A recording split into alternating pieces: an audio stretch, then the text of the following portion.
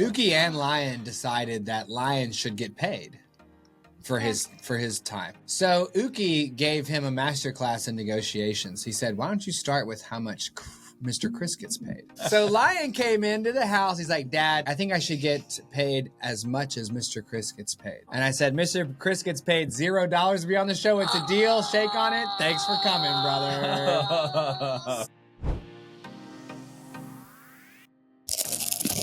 Welcome to Satchats Rehash, the Bitcoin podcast where we chatting about sats.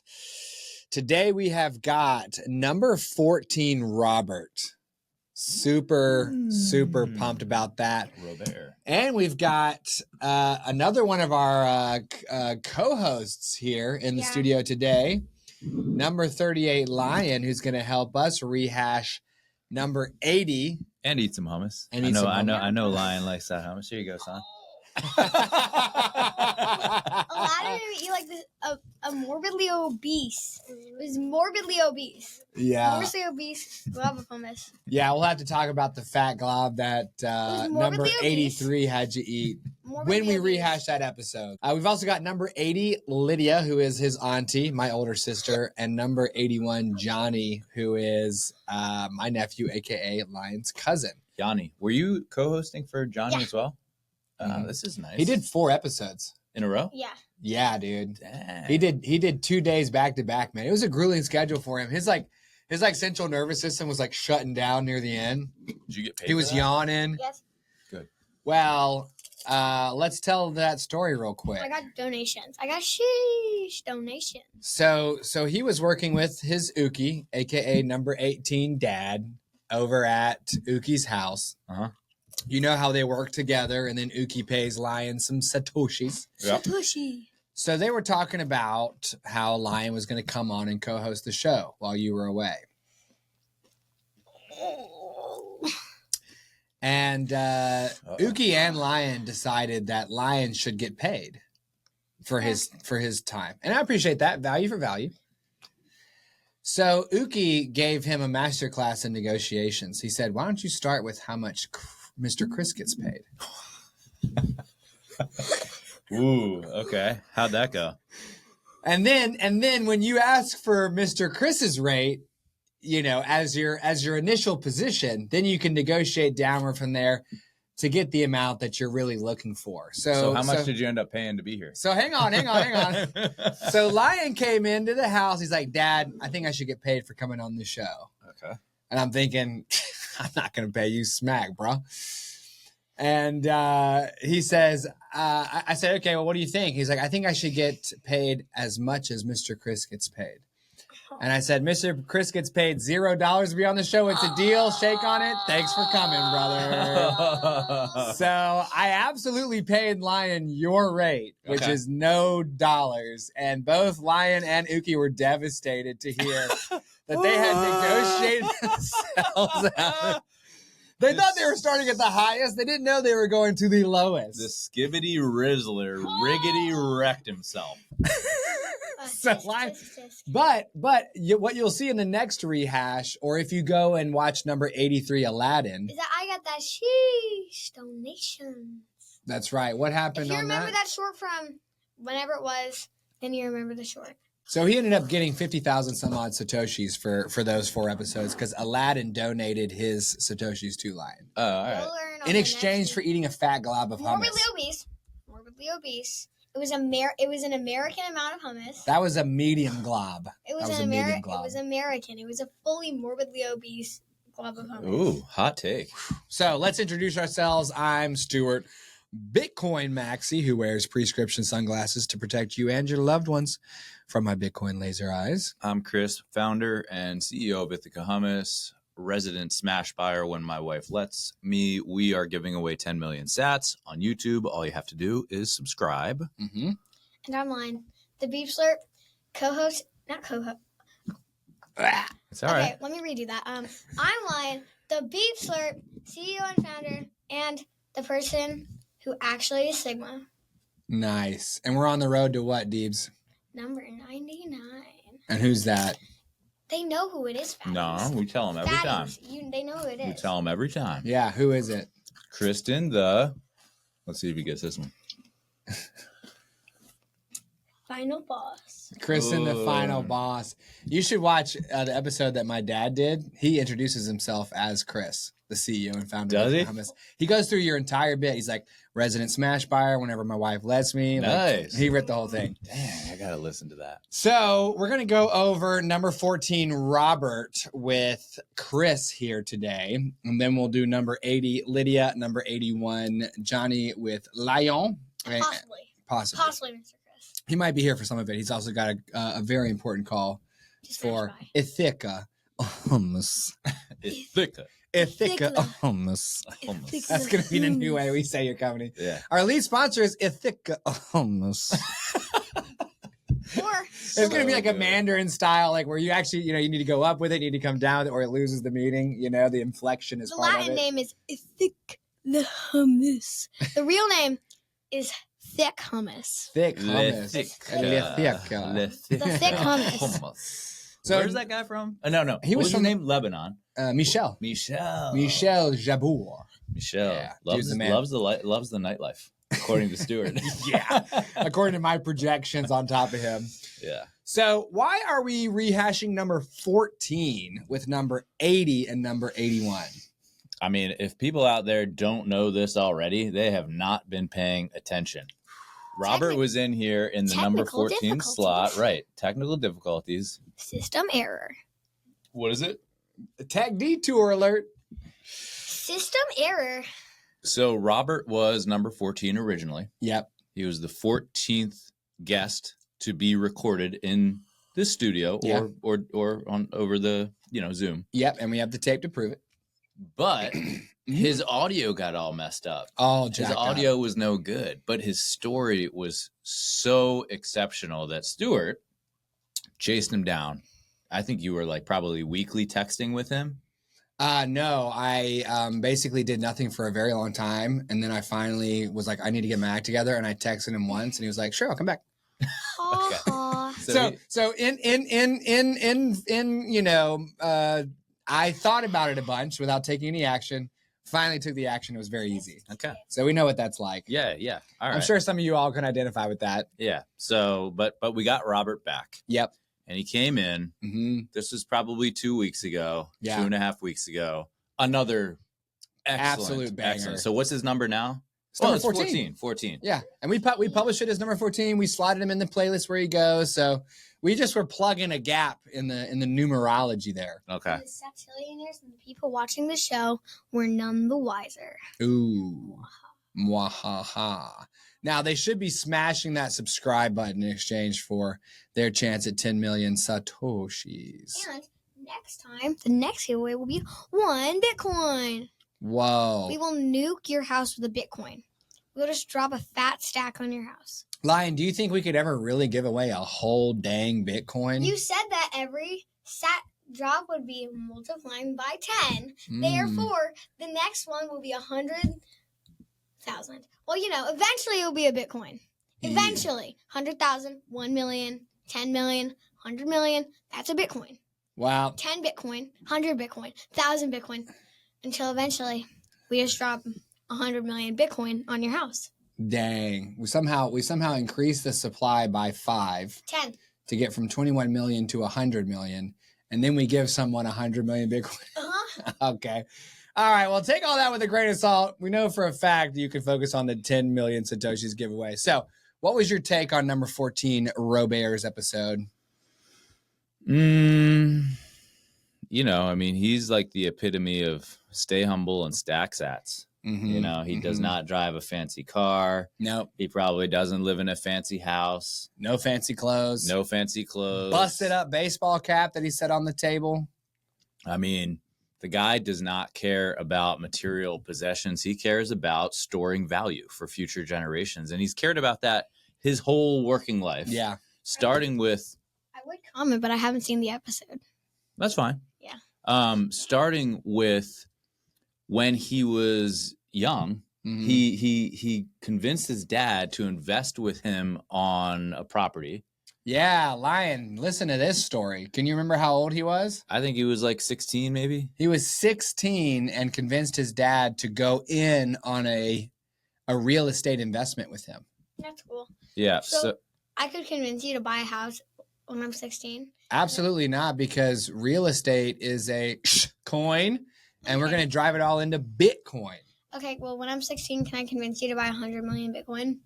Well, there's only 21 million Bitcoin once again. So. I'm going to make that a shirt. 100 million Bitcoin? I'm going to make a shirt that says, give me 100. It's going to have Baruch song. It's going to say, Daddy, I want 100 million Bitcoin. Yo, we'll put it in the store. Yeah. Okay. So Veruca. Yeah, I remember from yeah, we call Kitty Verchuka all the time. Verchuka. Yeah. So he convinced his dad to go in on a real estate investment with him, and then he spent his whole career saving up enough money to get a down payment for the next home, and then the next home, and he was like building a real estate portfolio, just like cash flow guys, just like Robert T. Kiyosaki, exactly. But then listen to this line: the pandemic hit. The federal government said you don't need to pay rent. All of his rental income was at risk, and he was like, these homes are no good. This home is empty. Yeet. Or it has somebody in it, and it's costing me money. He's like, the government can just come in and say that people don't have to pay me rent anymore? What do they have to do with this situation? Exactly. Wait a second. I was the one who worked hard, saved up a down payment, got renters in there. I've been doing the maintenance. When a light bulb needs to be changed, I'm there for them. Yep. Now all of a sudden they don't have to pay me rent? Dude. And my mortgage payments still do? Bro. What? This is not a good investment. That's not cool at all. You lost a tooth last night. How would you feel if the government was like, okay, Tooth Fairy does not need to pay anybody for their teeth right now?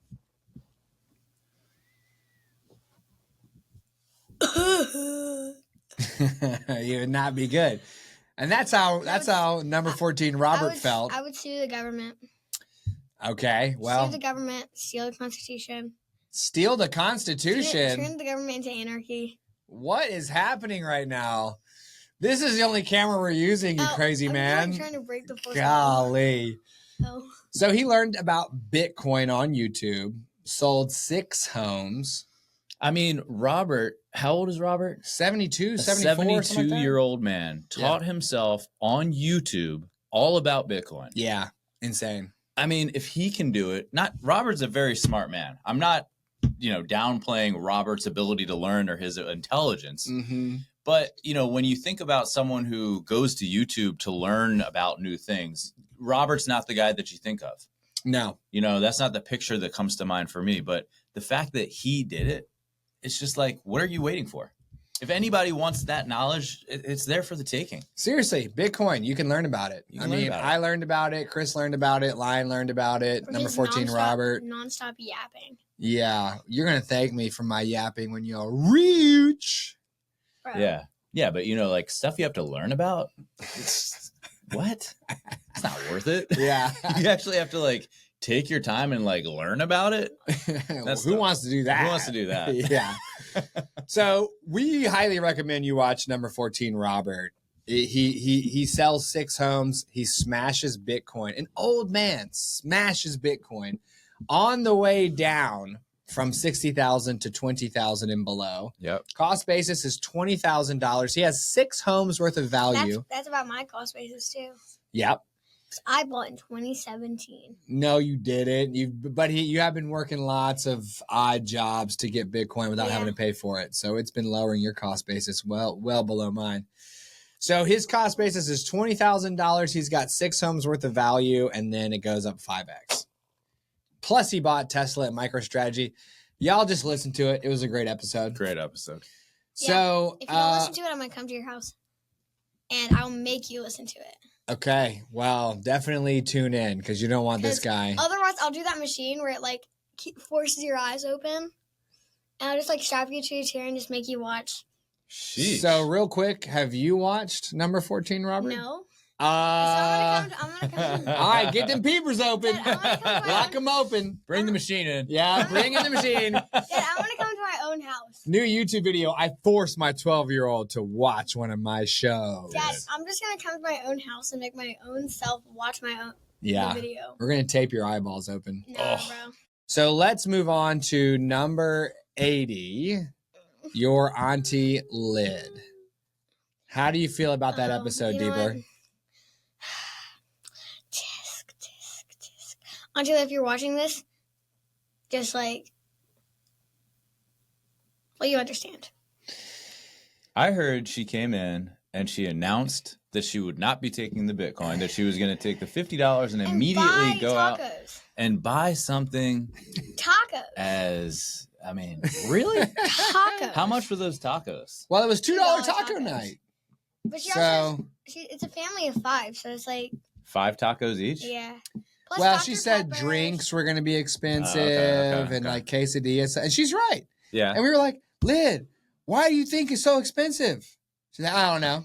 We're like, inflation. She's like, you got to give me something else. I don't care about inflation. I'm like, what do you mean? Yeah. She's like, I don't care. But she's like, you know, things cost more over time. I can't do anything about that. Don't care. We were like, it was insane. You were like, dude, and I gotta tell you, man, Lion, you got really close. What did you do to get her super close to actually changing her mind? We got the Daniel Tiger song up in here. Speak clear. Mumbler. Yeah, no, I think I'm good. We got that Daniel Tiger song. Can you sing it for us? No, I don't think I want to.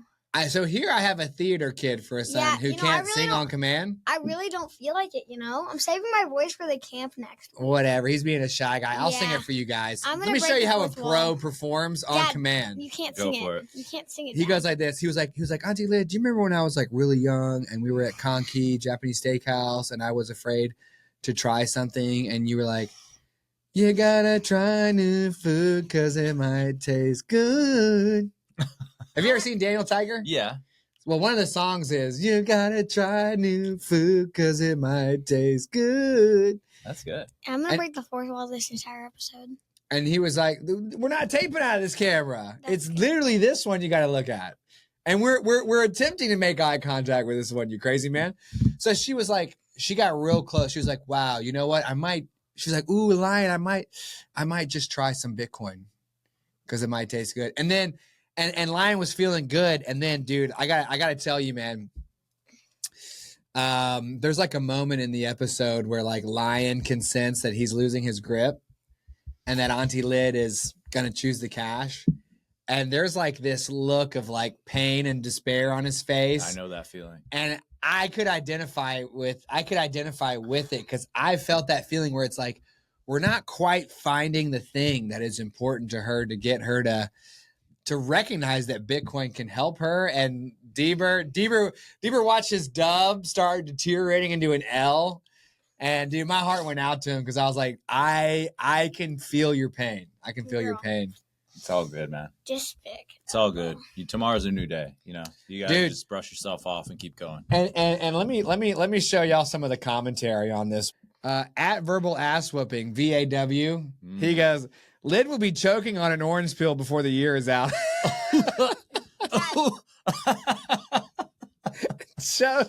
Choking on an orange pill. Yikes. Dad, savage. Sorry, Lydia. What was Uki's comment? So Uki, who is Lyd's dad, my dad, he said, almost thou persuadest me to be a Bitcoiner. At least she said she had an open mind for it in the future. All in all, about as good as you could do with her. The Bitcoin force is not strong with that one. Spoken like a true dad. Still supportive. It's all good. It's all good. Well, interestingly enough, his commentary was that she made a super convincing argument for Bitcoin for the entirety of her show, and then she just didn't take the Bitcoin. But that was Lion. That was your first full-length co-host stint. How did you feel about it? How did it feel? Dude, your first show was an L, bro. Yeah. Was it fun being a YouTuber? Yes. It was just not fun to get wrecked. Yeah. She wrecked us. She buried us alive in her fiat clown world. I'll tell you what. Next time you come back, okay, as the co-host, if you can put together a string of co-host appearances with all wins, then we'll pay you the same amount that I get paid for each of my appearances. Deal? We are willing to pay you as much as Mr. Chris gets every single time. All right, gentlemen. All right. It is now time for me to bid you adieu. Yeah. All right. Okay. Excellent. Very good. Thank you, my friend. Good work today. I'll make it worth your time. Welcome back to Satchats Rehash, the show where we chat about chatting. So who do we have left on deck for now, today? We have my cousin. That's right. And what's Johnny's number? Wow. Dang. Number 80 Slurp. Number 80 Slurp. Johnny, also known as number 81. Number 81. So what can you remember about Johnny's episode? Fiat does not run the family. Fiat does not run in the family. Thank goodness. He's also in debt to his mom. Bro, that's crazy. And his younger sister Taya is also in debt. We're actually in the Philippines right now. Yeah.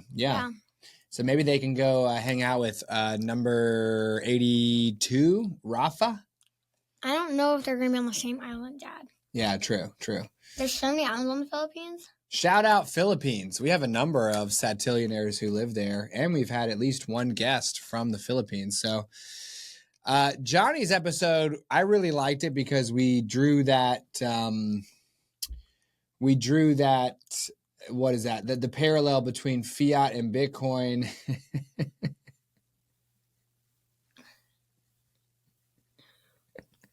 And it's not even the hummus tasting yet. I put too much on the cracker. You barely put any on that cracker, that is man. far too. That glob is. Let fat. me see this. This is what. That's this is a how fat much glob. my son's trying That's to put on the. That's a fat glob. Are you insane? That's fat. The glob that you gave me was morbidly obese. Let me show you a real glob here. This is the hummus tasting, guys. We're not gonna actually. Scoop. Dad, why? Bam. Dad, right that's here. an American glob. Get you some of that. Ready? That's an American glob. Oh. Oh.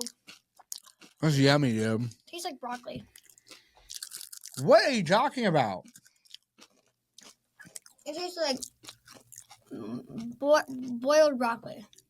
The lemon garlic hummus tastes like boiled broccoli. My guy's taste buds are all jacked up. Well, you can't even taste though. We drew that parallel between Minecraft and Bitcoin. Can you remember what it was? What's that? The U.S. government is in creative mode. Mm-hmm. So, for everybody that has never played Minecraft before, it's a fun game. And I remember, Lion, you were so interested in playing Minecraft with me that you offered to pay the $7 for me to download it to my phone. Yeah. And that's when I realized you were really passionate about it, and that I just needed to buy the game and teach myself how to play. I like survival mode because you have to go around collecting resources to try to make your life better. Lion really likes creative mode because you can create any block in the game. You can create an unlimited number of blocks in the game. You're not limited by gravity. You can fly up and down. You can teleport. I like creative mode because I can play creative mode on my own. I like survival mode when I'm playing with someone else because survival mode's really boring. I play with no one else, you know? So that's why when I play Minecraft with no one else to play with me, I play on Minecraft servers because then there's a bunch of people that I don't know. It's not boring for me to play survival mode by myself. I like exploring the world that I'm in. Yeah, I like it's nice to gathering have a the partner. resources. It's like to have a partner like, yeah, let's go to the mines together. Because then if you die, you have someone to pick up all your stuff. True. But the difference between Minecraft survival mode and Minecraft creative mode is what? The resources. Yeah, so you have to work for all the resources that you collect in survival mode. Am I wrong for loving putting am I wrong for liking the TNT mod and getting the big TNT and placing it in the center of the village and just yeah, that sounds like a return to that anarchy you were talking about, stealing the Constitution and all that. But in creative mode, it's fun to play it in creative mode if you like to. It's almost like digital Legos at that point. building? But you don't have to work for anything. You just have unlimited resources. That's why those Minecraft hardcore ones where they're building like these crazy pyramids with like blocks of emerald. They're like 16 by 16 by 16, and it's one block, and it's like insane. It's an insane amount of work, isn't it? And they have to like go and, but then they're like those hardcore players have like 7 totems, and they're like they've actually added hardcore to Bedrock now, so yeah. Well, we made the point that Jonny, my nephew, Lion's cousin, he's working as a lifeguard. He's going to be going to university soon. He's going to get out of university, have a career. He's going to be owing his mother money while he's like 23 years old and like trying to like make ends meet, and he's just like He's going to have to work for all the resources that he accumulates, like he's in Minecraft survival mode. And Jonny goes hard. He built that barn. Crazy. He's good at Minecraft. But the federal government is like playing Minecraft in creative mode because they just print the money they need to operate, and they don't even really need the taxes they collect because they just print it. Print it. So we kind of used Minecraft as a way to help Jonny understand how unfair the monetary system is. Let's check the comments on his video. Okay. Let's see. There was one really good comment that I'll read, and then we'll move into what Chappie said, because it's a good episode. So here we go. Says they're fake money coins. Yep. So we've got one comment here that I liked from from at Hash Power Academy. Says, I read Minecraft and Bitcoin. I click. Go up one. This one here? Yeah, read that one. That's and then Johnny's dad, my brother-in-law, John, his comment was, Johnny's so sexy. And it's not like it's some random person. It's the dad. So that was a great episode. Let's see what Chappie had to say about number 14, Robert, number 80, Lydia, and number 81, Jonny. Number 14, Robert claimed there would realistically only ever be about 15 million accessible Bitcoin due to losses. Chappie points out that estimates vary. Chainalysis and other credible sources suggest around 18 to 19 million Bitcoin will remain accessible. So how do we lose? How did 2 to 3 million Bitcoin get lost forever? Do they like fall into a void? Well, you lose the key. Oh. Right? Can't open the vault without the key. That's why you gotta stamp it in titanium and hang it in a frame and just like, yeah, these are just some random words for now is insane. And you just don't tell anyone that they're your seed phrase. And then a Bitcoiner goes into your house, he's like 1, 2, 3, 4, 5, 6, 7, 8, 9, 10, 11, 12. Oh, definitely stamping it into titanium and then hiding it somewhere is a good idea. Number 14, Robert also said Microsoft, which is just another form of Bitcoin. He meant to say MicroStrategy. Bitcoin as an inflation hedge. Someone was implying that Bitcoin's price increase is guaranteed because of scarcity alone. Chappie says Bitcoin's price appreciation is highly probable due to its scarcity, demand dynamics, and increasing adoption, but not guaranteed. Bro, come on. It's guaranteed. It's guaranteed. And then I think we're good about these other ones here. All right. I actually had her make some constructive recommendations to improve the show, and I don't really like any of them. I want to read them. Okay. There's too many of them, and none of them are good. I'll just read the title. I won't read the description. Okay. So she says, fact checking. Chappie, that's what we rehash for. Economic accuracy. Girl, bye. Girl, bye. Girl, bye. Regular myth busting. Girl, that's again what the rehashes are for. Uh-huh. Guest interaction. If we didn't have the guest on the show, then it wouldn't be guest interactions without the guests. Yeah, she's talking about Q&A segments. I'm like, the whole show is a Q&A segment. Recurring metaphors. Girl. But here, these final thoughts are good. Read these lines. Your show's engaging style, humor, and enthusiastic delivery are effective in capturing both Bitcoiners and pre-coiners. Tightening factual accuracy and adding structured educational segments will further strengthen credibility and appeal across audience. Girl, number 1, that's the rehash. That's what the factual structured What is the show? It's a chat about sats. It's supposed to be loose. Girl. So anyways, all right. So that was number 14, Robert. Number 80, Lydia. And number 81, Jonny. Oh, Yeah. I thought it was one for each. No. I thought she would talk about how Auntie would wrecked us. No, I had Chappie kind of like just put it all together. Oh. Well, Chappie, tisk. So this is the part of the show where we ask you for your value in exchange for ours. Smash the subscribe button. For a chance to get 10 million Bitcoin dropped extremely accurately to pinpoint precision, a USB dropped in through your chimney. 10 million Satoshis. Definitely not almost one half the supply of all Bitcoin. We will sow one day. One day. So, the ordinary.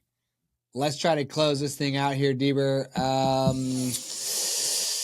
So you can support the show by coming on satchats.com. Grab your slot in the studio today. We shoot these rehashes when we don't have a guest or when a guest does not show up. So you sign up and you show up and you come on this show and it'll be wonderful. We have to make as many rehashes and short stacks and chit chats and whatever. Yeah, because we like Sat Chats and Sat Chats live on Fridays, 10 a.m. And Eastern. Sat Chats Brick Chain coming to you soon in 2028. Dang, massive 3 years preview. from now. 3 years from now, you'll see me building Legos with a guest about Bitcoin. I like that. So we're going to put line on a 100 million piece journey to build a Bitcoin out of 100 million Legos. The first day, it will be 20 pieces or something like that. 10, then 100, then 1,000, then 10,000. Wow. Then 100,000, then a million, then 10 million. I don't even know if those Legos exist, and then 100 million finally. Yeah. So you can also support our show. Our Lightning address and our on-chain Bitcoin address are in the show notes. Remember, SatChat's rehash is for educational purposes only and should not be construed as financial advice. We'll see you on the next one. See ya, Sigmas. See ya. Oh, God. Bye-bye. Sheesh. Donations.